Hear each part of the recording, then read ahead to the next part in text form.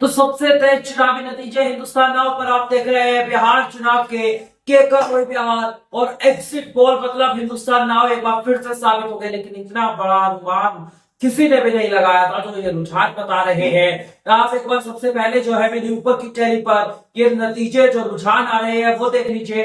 201 सीटों पर एनडीए आगे चल रहा है, 243 में से महागठबंधन 36 सीटों पर आगे, जनसुराज का खाता नहीं खुलता हुआ दिखाई दे रहा है। अन्य के खाते में 6 सीटें आ रही है और आप ऊपर टॉप बैंड पर देख सकते हैं।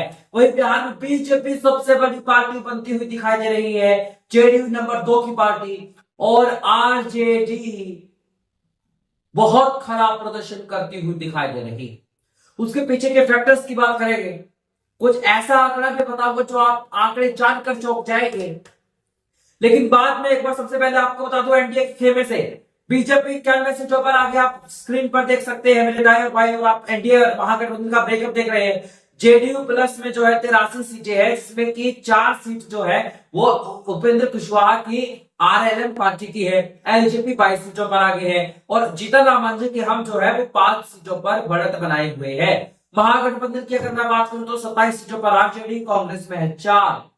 कांग्रेस का आंकड़ा सुनिए, 4 सीटों पर कांग्रेस आगे है, वाम दल 5 सीटों पर आगे, और जो अन्य वीआईपी हुआ, आईआईपी हुआ, खाता नहीं।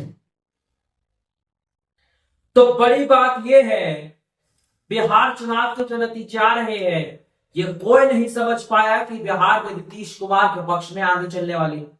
क्या ये नीतीश कुमार के सरकार के कामकाज को लेकर ना वोट पड़ा हो? क्या 10,000 वाली स्कीम पर महिलाओं ने ताबड़तोड़ वोट कर दिया? क्या नीतीश कुमार जो जंगल राज की बात कर रहे थे, जंगल राज हिट कर गया बिहारियों? सवाल यह है कि कांग्रेस जो वोट अधिकार यात्रा निकाली, वोट चोर गद्दी छोड़ के नैरेटिव चलाए, उसके बाद भी 4 सीटें सिमट गई कांग्रेस। राहुल गांधी वोट अधिकार यात्रा करने के बाद विदेश चले गए, तब भी मैंने सवाल उठाया था क्यों भाई एक 32 साल का लड़का पूरा चुनाव उठा रहा है और कांग्रेस जो है वो पीछे हट गई।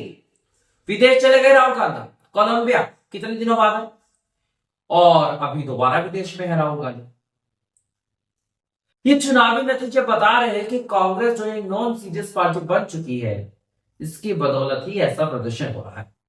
चुनाव आयोग की वेबसाइट के मुताबिक मैं आपको बता दूं तो आरजेडी को बिहार में सबसे ज्यादा वोट मिले हैं, लेकिन कांग्रेस और वाम दलों के प्रदर्शन की वजह से आरजेडी को बड़ा नुकसान हुआ है।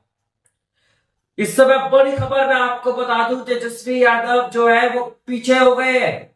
राघोपुर की सीट से तेजस्वी पीछे, महुआ की सीट से तेज प्रताप यादव चौथे नंबर पर है, चौथे नंबर पर।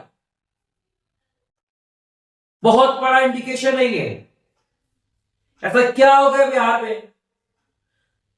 हर चीज महागठबंधन के पक्ष में थी, नतीजे आए तो एनडीए जीत गया। क्या नीतीश कुमार की छवि ने एनडीए की रथ को आगे बढ़ा दिया? सवाल ये। यहां पर सवाल एक और, अब जो लेटेस्ट नतीजे रुझान आ रहे हैं जो हमारे सामने है वो ये बता रहे हैं अगर 91 बीजेपी, 22 एलजेपी, 5 हम और 4 आरएलएम के अगर हम जोड़ दें, जो कि जेडीयू प्लस में इंक्लूड किया हमने, तो वो बहुमत के तकरीबन पहुंच जाते हैं, बहुमत का आंकड़ा क्रॉस भी कर सकते हैं।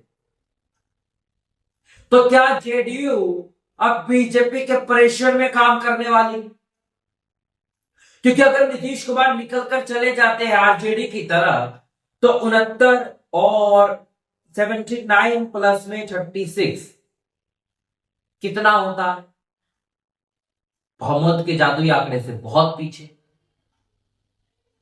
तो सवाल यह है क्या बिहार में अब बीजेपी अपना मुख्यमंत्री बनाने वाली है? क्या बीजेपी ने खेल कर लिया? क्या चिराग पासवान को बनाने की जो ख्वाहिश बीजेपी की थी, जो मंशा बीजेपी की थी, वो पूरी होने वाली? सवाल ये, प्रधानमंत्री नरेंद्र मोदी शाम 6 बजे बीजेपी हेडक्वार्टर पहुंचेंगे। वो हम आपको सुनाएंगे। बीजेपी के नेताओं के हौसले बुलंद है क्योंकि उन्हें पता है अब सीएम बीजेपी के बनने का रिश्ता साफ हो रहा। इसके पीछे की एक और वजह है, जेडीयू ने 2 घंटे पहले अपने एक्स अकाउंट पर पोस्ट किया, बिहार में नीतीश सीएम थे, है और रहे। अभी मैंने अपना एक्स अकाउंट चेक किया, जेडीयू का ये पोस्ट डिलीट कर दिया है जेडीयू ने। तो सवाल ये है, क्या नीतीश अब सीएम नहीं बनेंगे?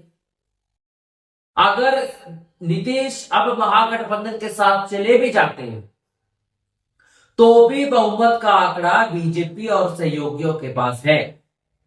तो क्या मतलब तेजस्वी यादव पूरे चुनाव में जो कह रहे थे चाचा को बीजेपी ठग रही है, क्या बीजेपी ने चाचा को ठग लिया?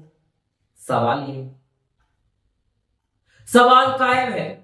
और सबसे तेज चुनावी नतीजे आप देख रहे हैं हिंदुस्तान नाउ पर। छोटा सा मैं विराम ले रहा हूं, एक और बड़ी खबर के साथ आपके सामने रूबरू हूंगा। देखते रहिए हिंदुस्तान।